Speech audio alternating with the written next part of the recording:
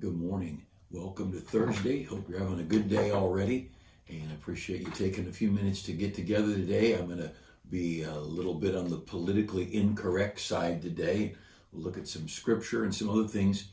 But before we get started, I want to mention a couple of things. We've got this track we put together early on when this whole thing first started back in March.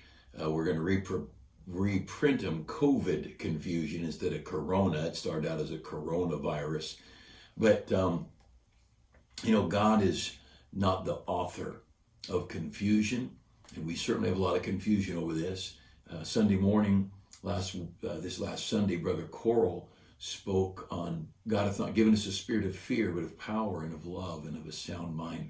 And so I just want to throw out some thoughts, and I want to encourage you to think. My wife and I were talking this morning, and just just getting ready and things, and with I said, the one way to look at this is forget science. Everybody says follow the science, follow the science. My thought is follow your eyes. And I said, so far, of all the people I know, and I know a lot of people around America, I know a lot of missionaries, I just know a lot of people. I know of two people who were hospitalized with this COVID-19, and were they hospitalized because of or with is still a question, but only two. Now, in over 6 months, and I know people all over America, and people around the world, two.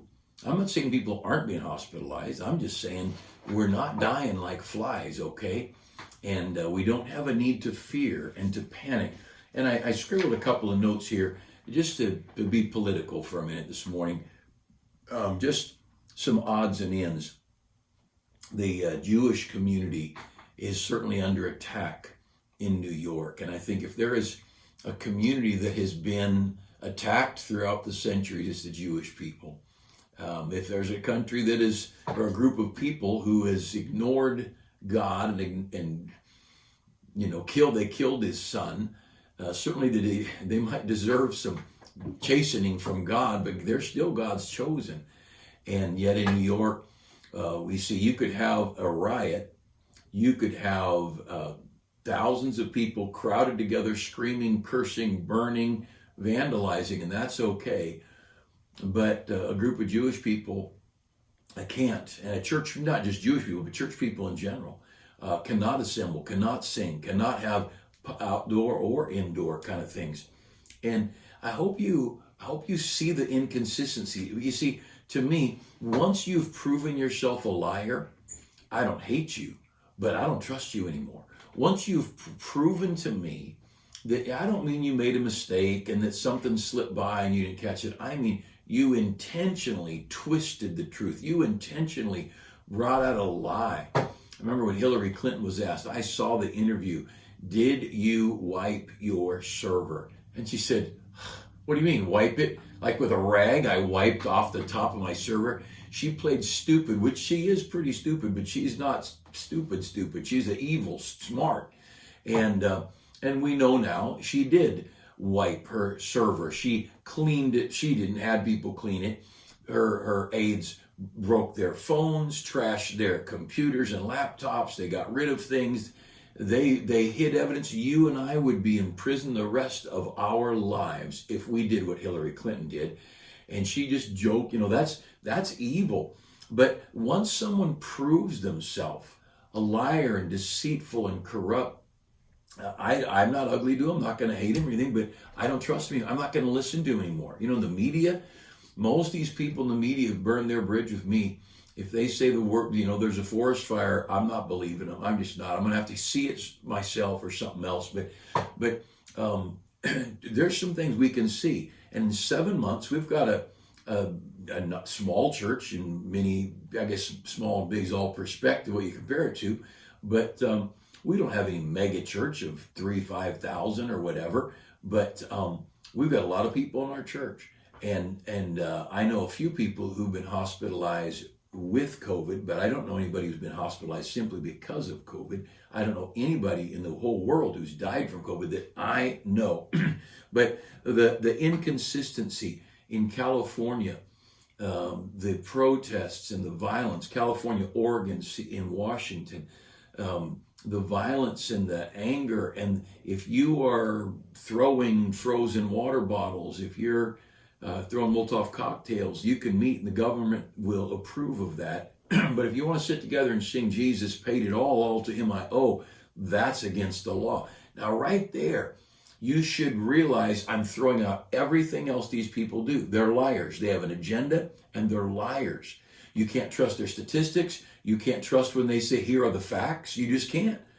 You can't trust when they say, here's the best way to. I wouldn't trust them to tell me a good oil to use to change the oil in my car. They've proven themselves ethical, unethical, and immoral. And moral is not just in a sensuous way. Moral is the doing of that which is right. They've proven that right matters nothing to them. And so I want to encourage you to think about that, the Bill of Rights. Congress shall make no law infringing on or messing with our right to freely assemble, to peaceably assemble, our right to the free exercise of our worship. Congress can't make any laws. They just can't. And all right, the world's coming to an end and we're World War II being bombed and they say we need blackout curtains, we want all the lights out for these couple of hours during this air raid or whatever. You might get away with a couple of hours. We're not talking about a couple of hours. We're talking about 7 months. They have infringed on our freedom. And the rules in those very few windows when the government is intervening, I'm not saying the government should have then, but those very few rules, they were universally laid out. Everybody was in the same thing. Everybody had to face the same thing. But that's not where we are today. And you know the right to pursue happiness. That's it. Those are in our founding documents. That we have the right to, the government doesn't guarantee our right to be happy, but we can pursue. We can start a business. Maybe it'll fail. We'll start another business. We can get married. We may pick the wrong one, have a rough marriage, may be unhappy, it may end in a tragedy. But I have the freedom to pursue happiness. And I want you to understand, our government has done some very corrupt things and it's all about infringing on your freedom. Now, I think it's a demonic thing. I think there's this evil, the prince and power of the air, who's working through government agencies. I think there's demons over Sacramento and Portland and Seattle and Washington, D.C. and all that. I have no doubt about that. Scripturally, I could show you that. That's not a problem to prove that.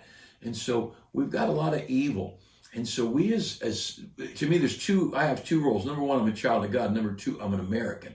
And as an American, I have certain rights and responsibilities. As a child of God, I have rights and responsibilities. But in regard to facts, I just want to, I've got a couple of charts. Look at this. I have my phone because the thing you're going to look at, I have to look at and make sure that we're all looking at the same thing. And so this first chart is a 2010 cause of death. So look at this chart with me, if you would. This is from the CDC, and this is 2010. And it's the top 10 things that caused death in America in 2010. Heart disease, cancer. And then you see the next one, chronic lower respiratory diseases. That covers a pretty broad spectrum. And then if you go down to the second to the last, influenza and pneumonia. And so those things are, those last couple are the things that the chronic lower respiratory disease and influenza and pneumonia, that's where they would throw COVID into that. Our governor said that any flu death he's going to attribute to COVID. And they're not the same. The seasonal flu, but of course it's better if there's a lot of deaths. See, the liberal world is having a problem because there's not a lot of deaths. Now, that chronic lower respiratory disease back in 2010 was responsible for 138,000 deaths. Now down you go down to the influenza and pneumonia, that's about 30,000, 30 to 40,000, something like that. So you put the 30 to 40 with the 138, you've got yourself up to 170,000 or so deaths from respiratory pneumonia, influenza, respiratory disease. And you know what? We've got about 210 or 220,000 deaths in America right now attributed to COVID. And you know they've lied. You know they've lied about some of those. So those numbers, they're not all because of COVID. Many are with COVID. All right. Now look at this next chart here, this next picture. I want you to see another one. And so we're looking at another graph, and this is 2018, 2019, 2020, pneumonia, influenza, and COVID-19 mortality. This is how many people died in America with pneumonia, influenza, and COVID-19. Now, you notice the blue across the bottom, and there's a yellow line. I put that yellow line in so you could see a straight line. And you see there was a definite spike in the middle of 2018. There's a little bit of a spike in 2019. In the beginning of 2020, there's a big old spike. We know that. But then by the middle of 2020, you see the very right-hand side of the graph, you see it's right at that yellow line. Now follow that yellow line back for 2 straight years. Our death rates today line up with our death rates from pneumonia, influenza, and COVID-19 mortality. They line up with the death rate for 2018 and 2019. We are not in a time, we're not in a time of panic. We're not in a time to fall apart that everybody's not dying, folks. They're just not. Our current death rates where we are today, now these numbers, these current numbers have been lied about. They've been lied about.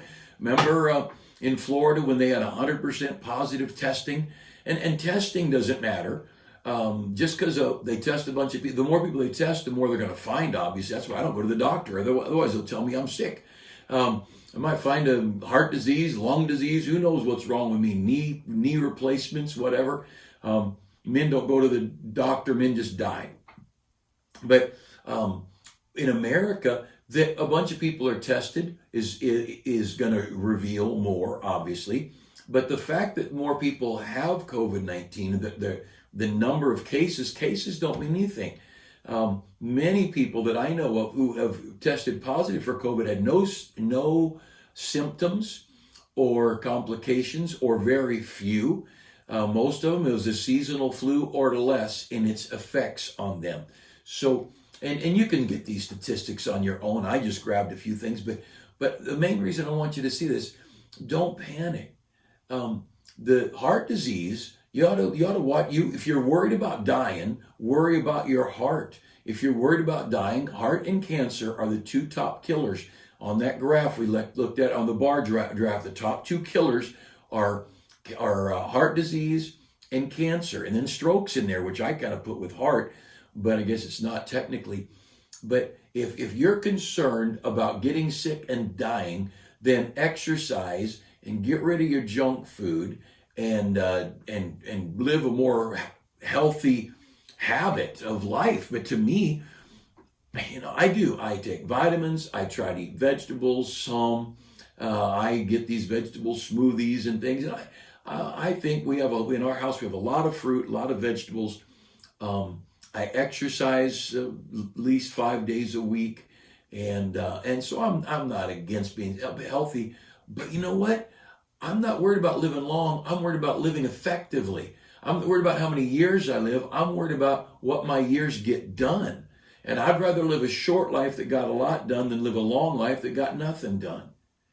And we need to think, what do we want in life?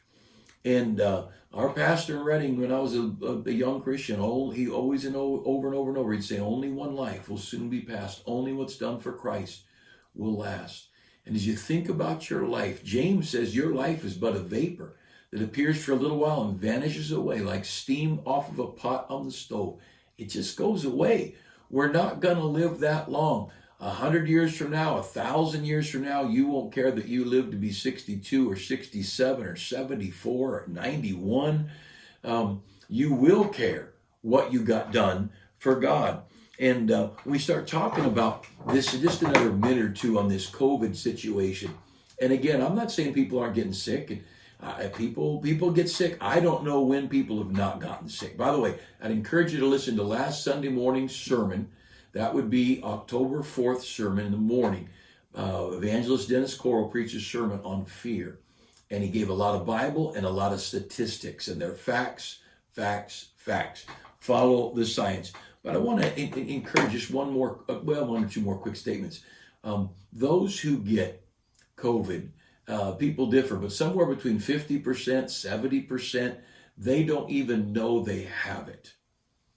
If they were not tested, they would not have known they had it. Now, of that group of people who get COVID-19, 95% is the numbers right now from the CDC, 95% and above of the people over 80 survive.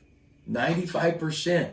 And by the time you're 80, you've got complications. You've got weight issues, lung issues, immunities issues. You've got diabetes issues. We get old, our bodies get weaker.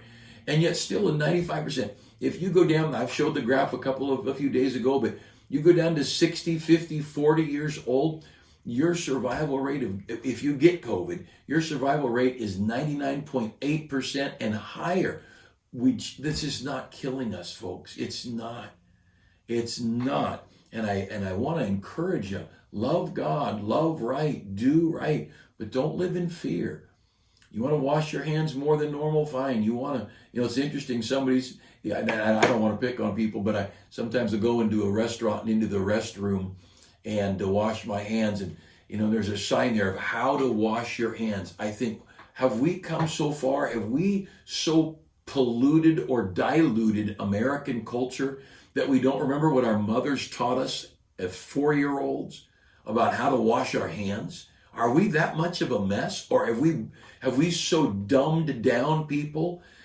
Do we have so many stupid people in America that we don't know how to wash our hands? What's wrong with us?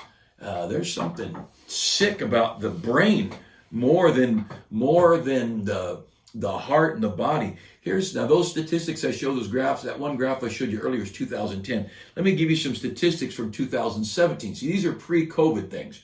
2017, heart disease killed 650,000 people. I rounded these numbers, 650,000. 2017, cancer killed 600,000 people. All right, so cancer and heart disease killed well over a million people, 1.2 million people in 2017. And then the third cause of death in 2017, this is how this just came up when I was Googling it. You could do it. Unintentional deaths. That means I didn't mean to die, but I just did. Now, that means you slipped in the bathtub, conked your head, and you went into eternity. A car accident, all those kind of things. You're walking on a construction site and somebody dropped a truckload of concrete on you or whatever. All the things, just accidents, is the third highest killer. Accidents in 2017 killed 169,000 people. Just careless things or things that we don't have control of. Now, 2017, talking about 3 years ago, 2017, you take all of the flu, influenza, pneumonia, all the lung type flu-related diseases, put them together, we're at 215,000 people died in 2017. That's 2 years ago. So our population's grown since then. And isn't it something? That's just about how many deaths they're attributing to COVID-19, folks.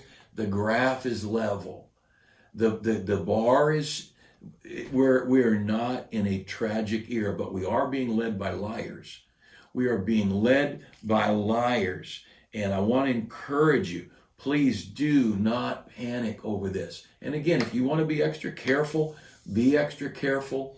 And you have to decide. We have our FM stations going out to the parking lot. Our live streaming's going out online. You can watch it in the car in the parking lot and drive around, smile, shake hands with people. I'm going to try to catch people in the parking lot and just to say hi to people. But I love you, and I miss seeing some of you. And I want you to call me. You that go to our church, you're not a bother. Most of you on my cell phone. If you don't have it, call up here. If you attend our church, our secretaries will give you my cell phone number, and you call me. And you might have to leave a message, and I'll call you back. I'm busy, and I can't always answer the phone, but I want to talk to you. And so I'll be out in the parking lot. But if you want to be in the parking lot, want to be a little guarded, that's fine. We've got overflow rooms, multiple overflow rooms. You can get as much air space as you want around you. I want you to be as careful as you want to be. You are very welcome to sit away from people, to sit in your car. Wear a mask. Don't shake hands. Anything that'll help you. Please be relaxed. We have our auditorium wiped down between services, and we're trying to be a little extra guarded. But I want you to understand, we really aren't today, right now. We are not losing more people to death than we were a year ago this time, 2 years ago at this time, 3 years ago. And there's always fluctuations. And I'm not a doctor, I'm not a scientist. I'm just telling you what I'm reading, and most of what I have is from the CDC. And I personally think they're liars. I think they're stretching things. The guy who died of 7 bullet wounds and COVID is on that death for COVID. But you know what? Those numbers still aren't scary numbers. They just aren't. I'll give you a quick story. There's a convalescent home I know of. We've got one of our church members there. And they shut this thing down at the beginning in March when COVID first hit. And they realized they were losing a lot of people in rest homes and convalescent homes. So they shut this home down. No visitors whatsoever. Sanitation crazy. Everybody had gloves on. Everybody had masks on. So very guarded. Very, very careful in that convalescent home. 3 months into this quarantine stay home kind of thing. And when they were keeping people in rooms, and they're very guarded where people could go, 3 months into it, 12 people tested positive for COVID. Now, how did they get that in that convalescent home? Not one visitor. Everybody's wearing masks. Everybody's wearing gloves. There was no social interaction. They were social distancing. They were very, very guarded, sanitizing everything in the place. And we're talking about some of these people, they never get out of bed. The one I know there, he didn't get out of bed. And yet he tested positive for COVID. Now, the good news, he's fine, up in his 80s, and in a convalescent. Now he's got Alzheimer's, he doesn't know people, but the fact is he's fine, and didn't even need to go to a doctor. But the point is, the gloves, the quarantine, the social distancing, the sanitation, the mask did not stop people from getting sick. They got sick. Good news, they got better. And the bad news, you still can't visit your loved ones. The bad news, we still can't bring church to those homes. The bad news, those people in that home who are not saved, if they die, they go to hell. And I'd rather them get saved and go to heaven sooner than live longer and die and go to hell. That just makes sense. So we're in a mess here. And we're not in a mess with health. The health is not the issue. It is a political, moral, spiritual evil going on. And I just want to encourage you. God's good. Hey, do you remember when I was a kid, people had chickenpox parties? Remember that? And chickenpox would lay you up for 3-4 days, stay home for a week, whatever, get to miss school, have bumps all over your bodies. And people would often say, oh, your kid's got chickenpox. Let me send mine over. Let's get it all done with. They got together. They wanted them to get chickenpox. My sister got chickenpox the same time my firstborn did. He was, I'm going to say 7 years old. I don't know, but something like that. She's an adult. She's a teacher. It was terrible for her. She was so sick, covered head to toe with chickenpox. Of course, so was my son. My daughter got it, and she had 3 bumps on her. Our bodies are all different, and that's why we shouldn't panic. God made us who we are, but we know you don't want to be an adult before you get chickenpox, and people wanted kids to get it done with. But anyway, hey, let me read something for you. Just a quick thing about where the churches come from. Now, this is I printed this out because I don't have my book with me, and my notes are on my tablet that's recording this right now. But this is from the Martyr's Mirror, and wonderful stories from these dear people. This book is a little awkward to read. If you look it up, it's free online. You can access it. But it's a little awkward because it was written in the mid-1600s, and it had to be translated because it was written in Dutch. Whatever Dutch, it's written in Dutch. I won't go any further to reveal my ignorance. But here's a set of rules that were placed on the believers. And it'll tell you what and where. Let me just read this for you. It came to our certain knowledge that not only many in the city and in the jurisdiction of the same presume to exercise and practice exercise. Remember that free exercise clause in the Second Amendment? Exercise and practice contrary to the rules made about another religion other than the Reformed. Now, this is a Reformation time. This was 1601, September 7th, 1601. So these are not the Catholic persecution. This is the Reformers. This is Luther and Zwingli and Calvin. This is Lutheran and the different Protestant reformers.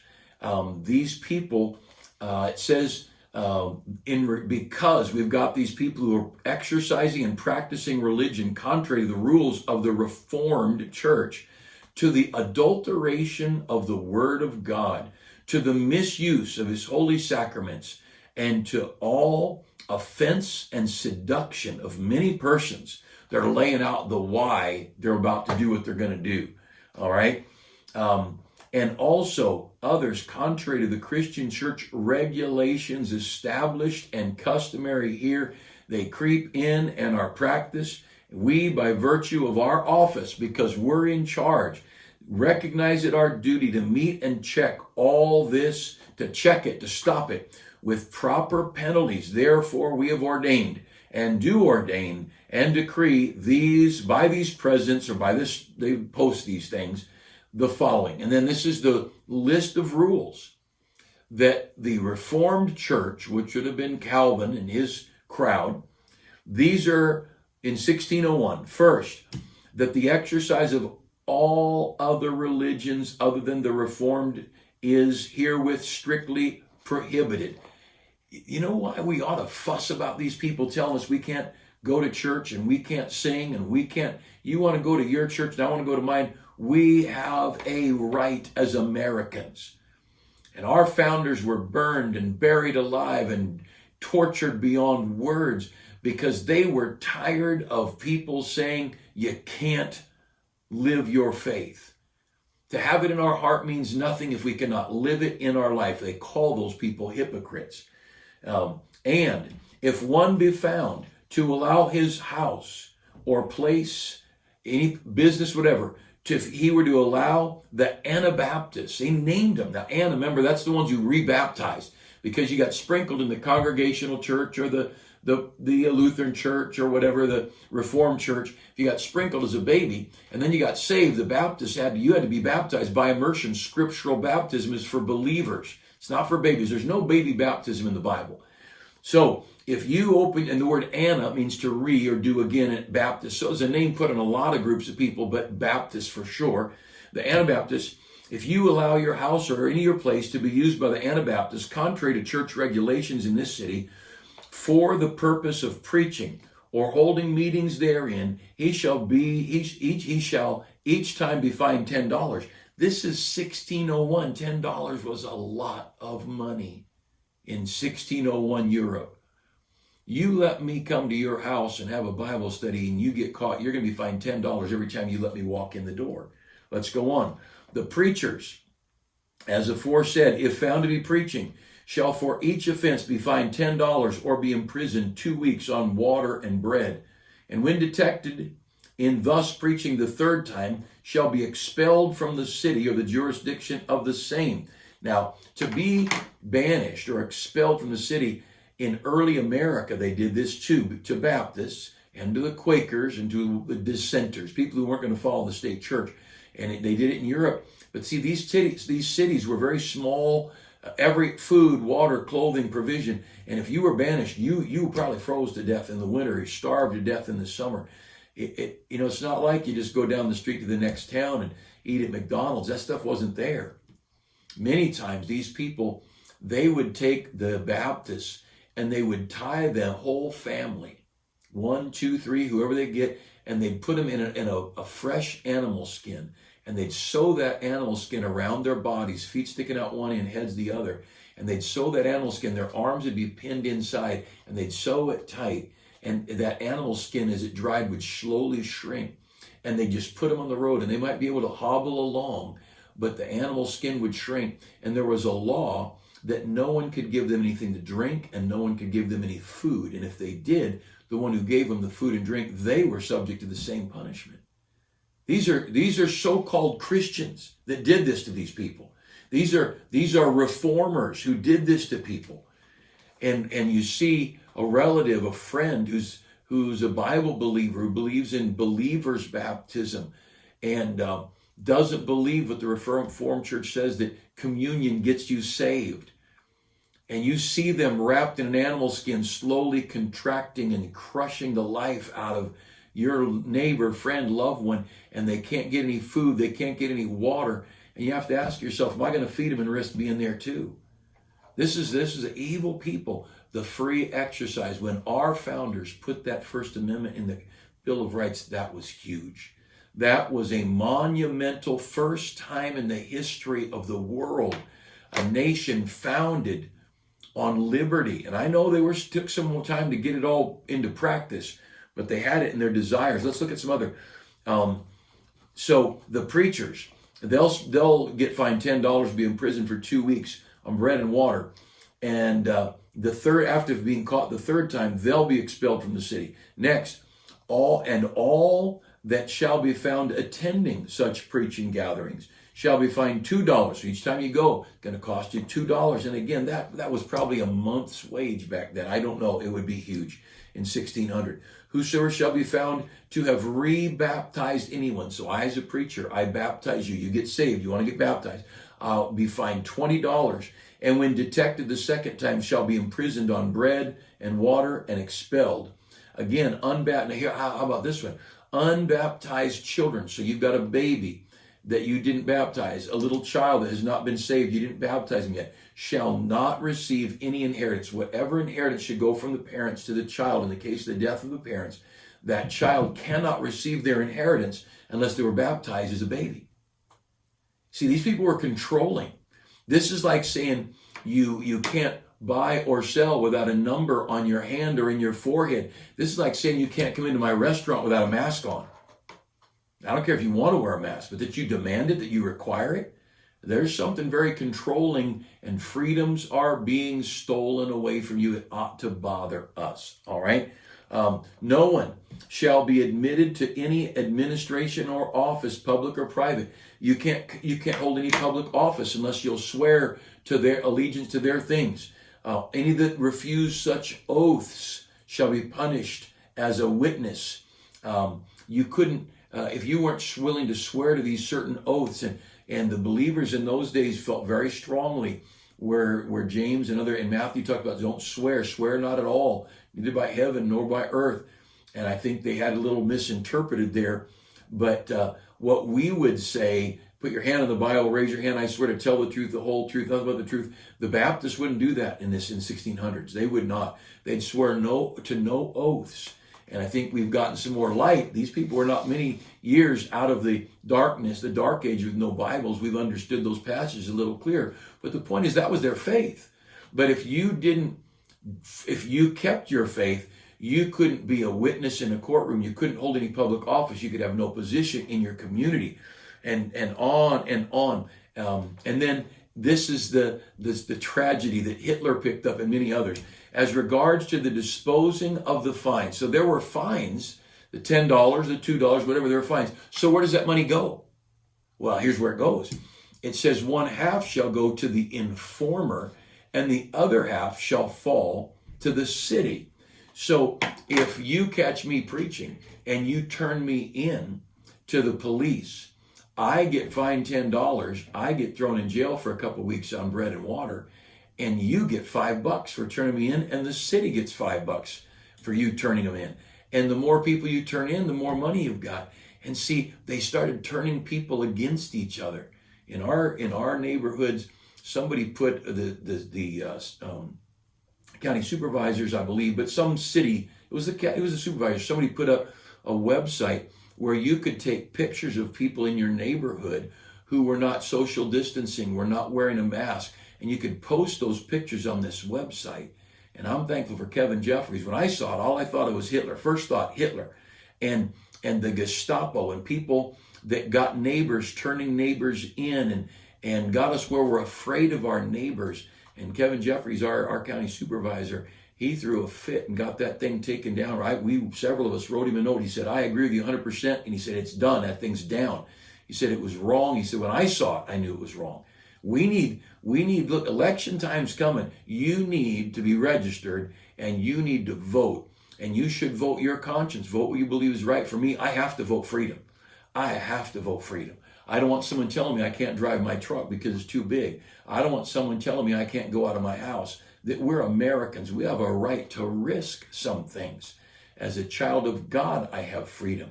You shall know the truth will set you free. You listen to the government, they're going to bind you. The thief cometh not but for to steal, to kill, and to destroy, John 10 tells us.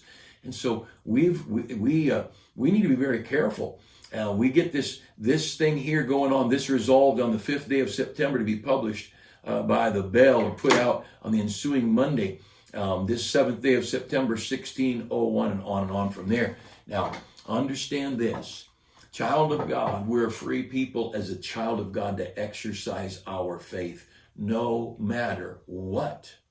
We have a Bible command to exercise our faith, to witness, to read our Bibles, to pray. We're commanded in the Bible to gather. We're commanded to sing. We're commanded to teach one another the Word of God and to sing psalms and hymns and spiritual songs. Colossians 3:16 tells us it's from God we're to do these things. And when our state tells us not to do it, we can tell the state to go jump in a lake.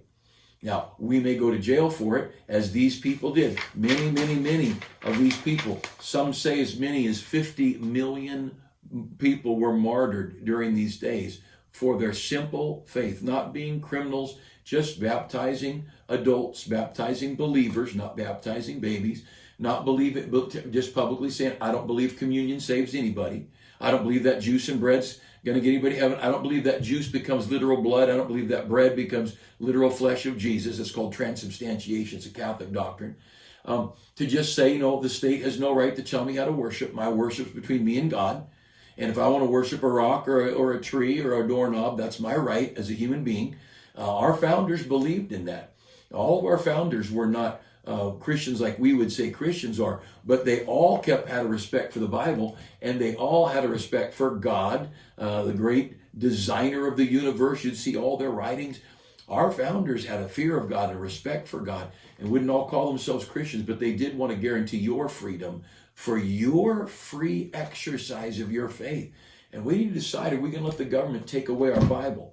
Say, they wouldn't try that. They already taken it out of school. Nobody thought they'd do that till the late 50s, early 60s. They have closed down. Someone did some research. I don't know the numbers, if they're true, but this is what I heard. 20% of the churches in America will not reopen when all this COVID's done. This 6 months plus time of shutting down churches will have bankrupted churches, bankrupted preachers, and have closed 20%. You don't think the devil's involved in that? I want to challenge you. You may feel you're not well enough to be in social contact. By the way, are you going to work each day? I just want to nudge you a little bit. Are you working around people? And so you decide. Between you, your free exercise of your faith is important to me. But I'll say this, if you, whatever church, I know some of you that watch these, you're from other cities and other churches and all, look, you support your church. Don't you let your church go down. You keep the finances going into your church, and you keep praying for your pastor and your church friends and your church staff or whatever. Man, ask God's blessing and get as close to the church as you possibly can. If you're good going into wherever the parking lot or whatever service, I know some churches just have it online, and people are disgusted. And I hear people, I heard somebody in the news the other day say, I'm so frustrated with my church. They're just doing online. And they said, this is on the main news. They said, that's not church. And I thought, wow, praise the Lord for some people on the news who have some Christianity about them. But you, look, we can't afford to have 20% of our churches closed in America. We can't. We can't do that. Now, we need to support our churches. We probably should be giving more, not less. Now, in regard to giving here, we have a special program. We only have Sunday morning, Sunday night, and we're done. And we had 20 boxes, 20 groups of people in our church. The goal is called the 2020 Treasure Chest Offering. and is all about the treasure in the church's children's ministries. Children are the great treasure of a church.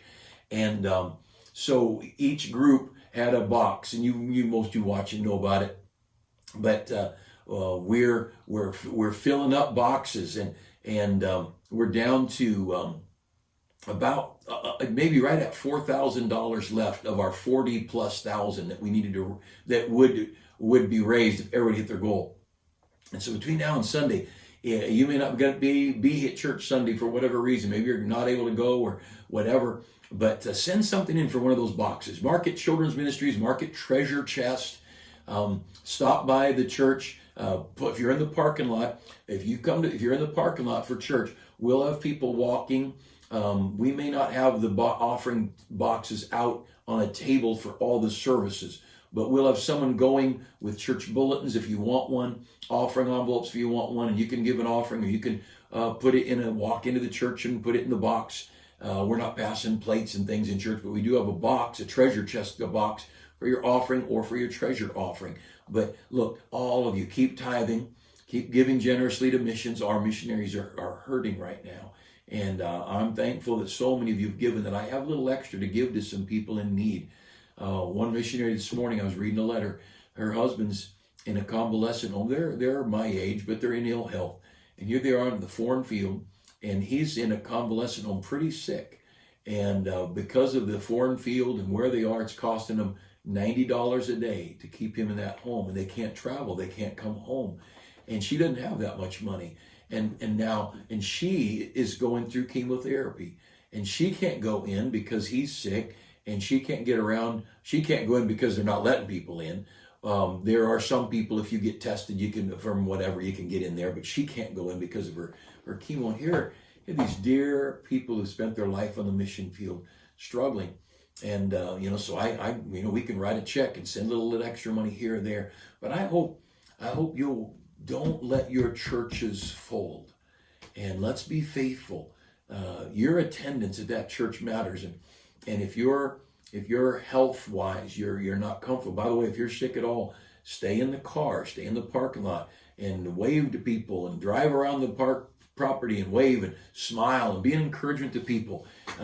You don't want to get anyone else sick, but you may need to be extra guarded with your health. We've got plenty of people in our church with health issues. You protect you as much as you need to. And if you're home, call some people and encourage them. I got a text from somebody, and it just I can't tell you who it was, but so encouraging, such a gracious, just a text. Might have taken 30 seconds or whatever to send that text.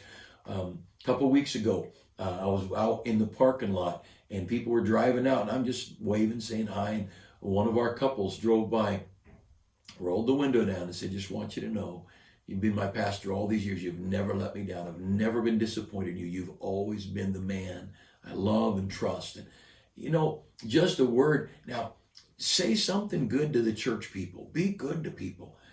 Drive around your parking lot at your church 3 or 4 times real slow and just wave to all the kids. And just smile. You don't even have to roll your window down. But realize you do matter. And we can't lose our church, folks. And by the way, the church isn't going to die. The church of Jesus Christ, he's going to have more people start churches. He's not going to let the devil win. But your church is precious. The place you go is precious. I could never, ever do anything to hurt a church. Could not do it. The very idea of hurting the church Jesus bought with his own precious blood. I want to be a help. When we're out of town, we try to be a blessing. I remember one time I was out of town, we were on vacation, and we were on a Wednesday night Bible study, and we were out of town. We weren't going to miss a Sunday, but Monday to Saturday we were on vacation. And so Wednesday night we're in church, and it wasn't my church, but I was there Wednesday night, and the pastor said, "Now, men, I know some of you are working tomorrow," but he said, "The rest of you, we've got to re-roof this church, and we've got to get it done before the winter starts," or whatever. He had a time schedule. He said, "So look, if you're not working, men, every man in this room, I need you on the roof tomorrow morning," and whatever time. And so we're on vacation, and they were starting early because it was summertime, it was hot. And so I got up before anybody in our family, read my Bible, took some time with the Lord, and I showed up at church. And I'm up on the roof, and the pastor comes and says, "What are you doing up here?" I said, "You said all the men need to be on the roof, man. I'm on the team."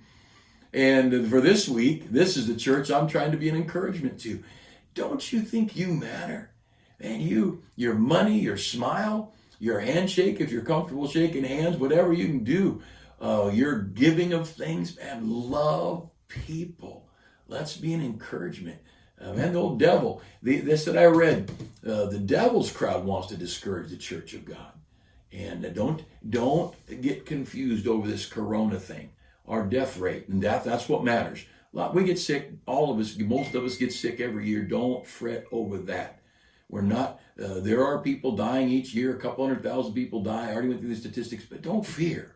Let's live our life for God. God hath not given us a spirit of fear. 2 Timothy 1, down in verse 6, 7, 8, 9, 10, somewhere in there. God hath not given us a spirit of fear, but of power and of love and of a sound mind. That's what you get from Jesus Christ. Not fear. Not fear. Now, be wise, be prudent, be careful, but don't be fearful. All right? Have a great day. Pray for the weekend that God would bless our president, our nation, our state, and that God would move among our people in America to bring revival to this great country.